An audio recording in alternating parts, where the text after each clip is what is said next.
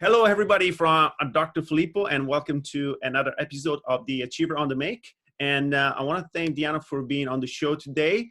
She is a behavioral therapist. Is that you? Are you call yourself? Dog trainer and behavioral consultant, yes. Okay, and so thank you for being on the show. I believe you're an achiever. You got lots on the plate at the moment, so I don't want to spoil it too much.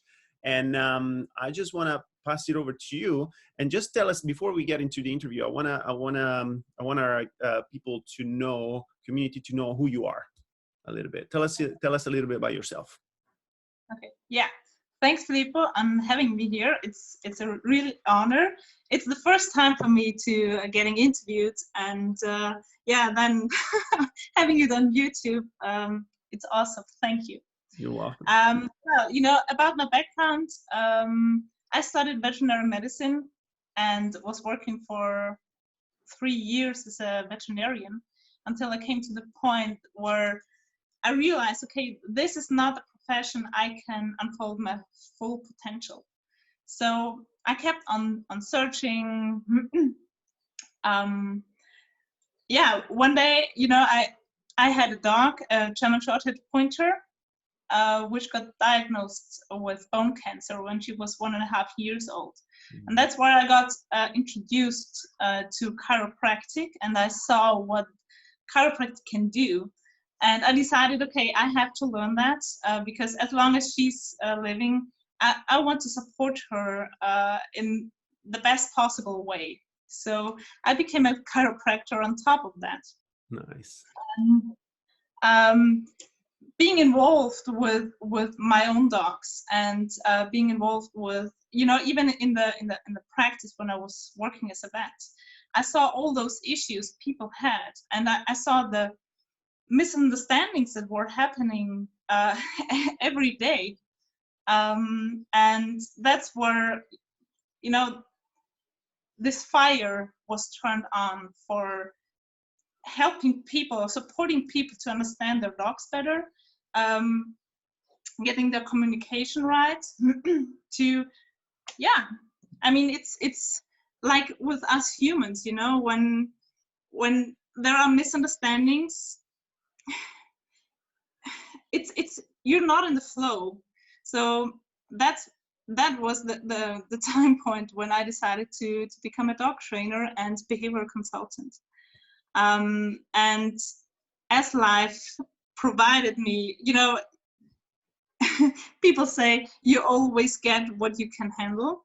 Mm-hmm. So I adopted, after Phoebe died, I adopted a dog that was abused massively, and he really challenged me. So being on my way to becoming a dog trainer and a behavioral consultant, that was really helpful for me to get the communication right with him and help him kind of rehabilitate with all the other skills that I developed over the last couple of years, like being a veterinarian and being a chiropractor. Everything fell into place. Wow. And so that's about my background. Yep. People sometimes, they come to me and say, "Hey, Diana, you're a vet. Why are you working as a dog trainer?" And it's like, well, I mean, I bring all my skills together, and for me, it's not I'm a vet and therefore I do a better job than a dog trainer or a chiropractor. It's like bringing skills together and helping people, helping their dog to find a solution for the problem, to raising their quality of life again, because it can be so when you have a dog and you can't go out with him on the street because he's like screaming and barking and people are watching you and judging you. This can do so much to yourself. This can do so much to your environment, and that's where I want to support people. So yeah. That is pretty cool. So hold on. So you have a degree. Have you got a degree in vet? So you're a vet, yeah, and then you got a degree in chiropractic. Yes. Wow, that's pretty cool. So 2 degrees plus you're studying now. Is that right? I actually I just finished or I became or yeah I had my last exam for the dog trainer and behavior consultant um, certificate yesterday. So I practically finished that yesterday. Even though we don't need that in Austria, everybody can work as a dog trainer. Okay. But I wanted to really learn it, not just from books, but in yeah in in the field with people that know what they are doing, because that's something that I really yeah learned, that if you want to become good at something, if you want to master something, you need to go to people that already know what they're doing, that are already there where you want to be. That's right. So get advice from people that are already there Awesome. and learn from them, apply what they applied, get help, get support, and yeah, get into action, do what they tell you to do, Yeah. and you will one day you will be there. It's just a matter of time. That is pretty awesome. I think you just went through the interview already, so I don't have to ask you any question. It was like, you told us why you do what you do, so it was like the experience you had with your own dog that brought out this passion that you got to help animals, and then you've got your own business as well. Yeah. So do you help most animals, or are you focusing on dogs? um, I'm really focusing on dogs. Yeah, Did that's you because it's um when I was at the university becoming a vet, we had to go through all those animals like cats and guinea pigs and cows and horses, everything that's yeah being kept in Austria, more or yeah. less. And every animal, just dogs, there are so many breeds. Yeah. There's so many differences just in this one animal. And if you try to do all of that, yeah, it's too much. Yes. And my really passion, I mean, I love horses as well. I had my own horse when I was at the university, but yeah, I really got passionate about working with dogs, having my own 2 dogs, and seeing what I can do for people, seeing their results, seeing how their quality of life improves again. That's what really gets me going, and yeah. That's pretty So awesome.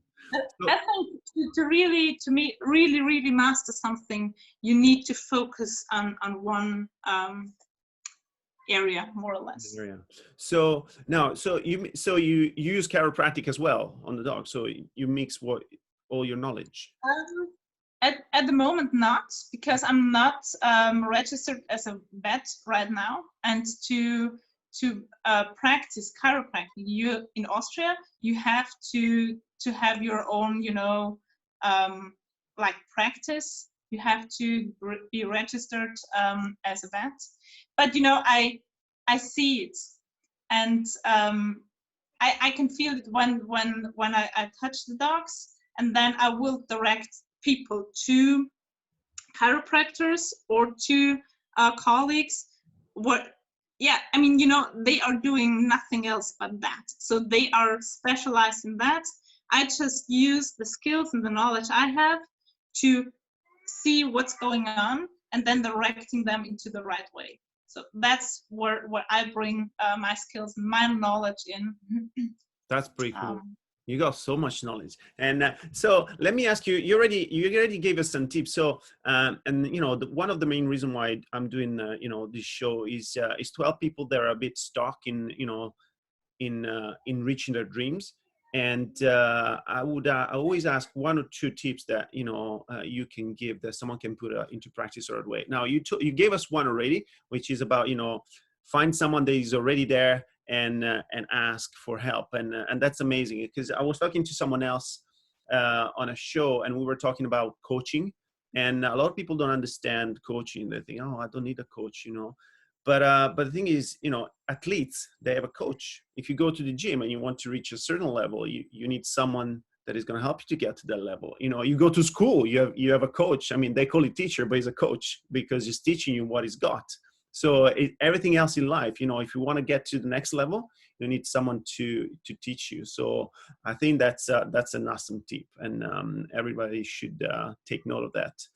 What is something else that you can suggest? One more tip or two that you can give? For someone who's stuck? Yes. Okay. Or starting, maybe, you know, they don't know how to start. Whatever you wanna give, you feel like giving. Okay. Well, you know, the first thing that I would suggest somebody do is really find out what they are passionate about, what their purpose in life is. And then, you know, with this awareness, just make the first step. Okay. Get into action, just go for it. No matter what everybody else is saying, if this is your dream, go for it. And you don't have to know how you will get there, just do the first step. And as a lot of people, like Bob Proctor says, you don't know how, because the how will unfold itself on the way. And it's like, you know, the picture that comes to my mind when I'm talking about, you know, the journey. When you watch a ship on the horizon and it goes out there, at some point it looks like the ship is sinking, but it's not. And that's the same for the path, for the way to your goal. Just go as far as you can see, and the rest of the way will unfold itself when you're on the way, because you will by taking one step after the other, you will get to this point where you see the next steps. That's right. You know what I mean? So that's something that really worked well for me. Yeah, and I think just getting into momentum. It's the start is, you know, the first step is the hardest, but as soon as you are in the movement, as soon as you got momentum, it's like there is nobody stopping you. That's right. I like it. I think, you know, people too often, they want to see everything. They want to have like the whole picture. Everything is mine. I know what's step to step. I'm going to get there. But it's not like that. I mean, when you're in business, when you're in life, you don't know what's going to happen, you know, in tomorrow or like in an hour. So I like that. And now you said something pretty cool about, you know, you need to know what you like. You need to find out your purpose. How do you find your purpose? How did you find your purpose? What suggestion would you say? How do I know what I like? How do I know what I'm good at? How do I know what I'm really passionate about? How would you answer that question? Well, it's just, you know, when I look back, even as a child, I had a special connection with animals. It started out with guinea pigs and hamsters, and then we got our first dog, and my uncle, he had horses. So whenever I could, I was out there, I was in nature, I was with the animals. And yeah, I never planned to study veterinary medicine, but it just happened. Right. And working as a vet, you know, I love this profession. I really love it. But with the working circumstances that we have here in Austria, I don't say that they are bad. It just didn't work for me. I tried. No, I don't try, because you don't try, you just do it. But I found out for me that this is not the way that I can help the most, that I can unfold my full potential. So I just kept searching, but I knew that this is something that I'm passionate about. And I think it's don't get stuck on yeah, this is my passion, I have to do it. Don't force it, because it will come to you. You will get into this flow, and just do it. And if it doesn't work for you, well, keep searching, keep going, and you will attract everything that you need. I mean, I'm passionate about working with dogs. I'm passionate about working with people, helping them to understand the body language of their dog, but understand their body language as well, and what it does to their dog or to other people. And by working with that, I experienced that, it's, the communication between two people. You can take this and put it there as well. It's not just a communication with dogs, it's communication as a whole. And I'm still learning, and I hope I will learn. That's one of my passions as well. There won't be a day that I don't study and find something else I can apply, and I can get better. Somebody told me once in my first coaching program, it was Gaga Hofer, who said, just think about getting better for 1% a day. And when you look back 100 days in the future, when you look back, you will be better 100%.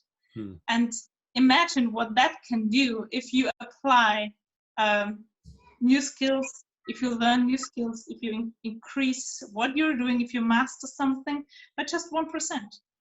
You don't have to go for the 100% in a day, because that will, it can happen. Who am I to say this is not going to happen? Yeah. But it's not really that likely. And it's an even harder step to do than just going for being better for 1%. That's cool. One day you can be 10% better, and one day you will be 3% better.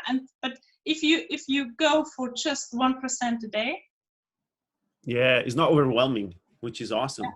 And I really like what you said, that if you search for something, it will just come. And what I found myself is that if you search for the thing, it will come. But also if you put yourself in the right place, if you get away from distraction. My wife, I remember my wife and I, before deciding to come into UK and study chiropractic, we used to take long walks in the woods, and no distraction, no phone, no other voices coming in. It was just connect with ourselves and try to find out what was the good thing. And when you search and you show the universe, if you want to call it like that, or God, as I believe, it will be manifested. So that's awesome. Yeah, I think it's really about keeping an open mind and not judging something based upon a lack of information that you have, or if you rely, and that comes back to go to people that are already successfully doing what you want to do, or that are already there where you want to be. Because if you ask your neighbor for advice, like let's say you want to, I don't know, you need to have an operation, and you ask your neighbor for advice, who is not a doctor, who is not a professional in this way. Yeah. You wouldn't do that. You wouldn't ask your dentist to operate on your knee. You wouldn't do that. So